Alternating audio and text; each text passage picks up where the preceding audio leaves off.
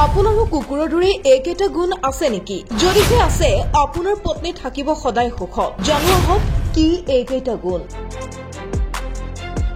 আচাৰ্য চাণক্যৰ মতে কোনো পুৰুষৰ যদিহে কুকুৰৰ দৰে ৫টাকৈ গুণ থাকে তেনেহলে সেই পুৰুষৰ পত্নী তথা পৰিয়াল সদায় সন্তুষ্ট আৰু সুখী হৈ থাকে।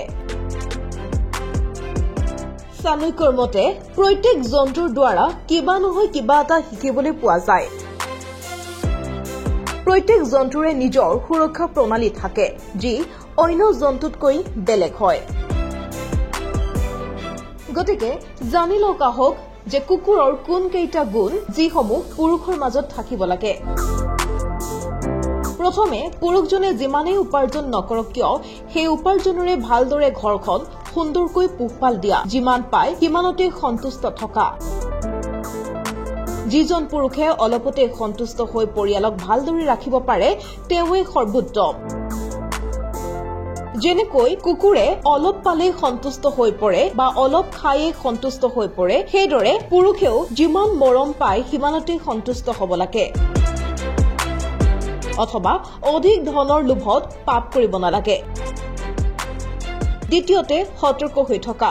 যেনেকৈ কুকুৰে গভীৰ টোপনিত থাকিলেও সাধাৰণ এটা শব্দ হলে সাৰ পাই উঠে, সেইদৰে প্ৰত্যেকজন পুৰুষৰে নিজৰ কাম, নিজৰ পত্নী আৰু পৰিয়ালবৰ্গৰ প্ৰতি সতৰ্ক হৈ থকা উচিত।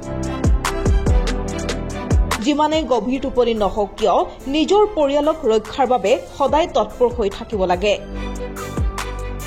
তৃতীয়তে বিশ্বাসযোগ্য। কুকুৰ এক বিশ্বাসযোগ্য প্ৰাণী, প্ৰভু ভক্ত। সেইদৰে নিজৰ পত্নীক বিশ্বাস কৰাটো সকলো পুৰুষৰে কাম্য।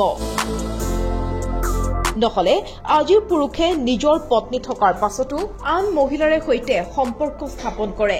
যিজন পুৰুষে নিজৰ পত্নীৰ লগত বিশ্বাসৰ সম্পৰ্ক ধৰি ৰাখে সেইজন পুৰুষে পত্নী আৰু ঘৰৰ পৰিয়ালক সদায় সন্তুষ্ট কৰি ৰাখিব পাৰে। কিয়নো যিকোনো পত্নীৰ বাবে নিজৰ স্বামীতকৈ আন কোনো ডাঙৰ নহয়। চতুৰ্থতে বীৰতা। কুকুৰ এটা বীৰ প্ৰাণী। কুকুৰে জানে যে মালিকক কেনেকৈ ৰক্ষা কৰিব লাগে।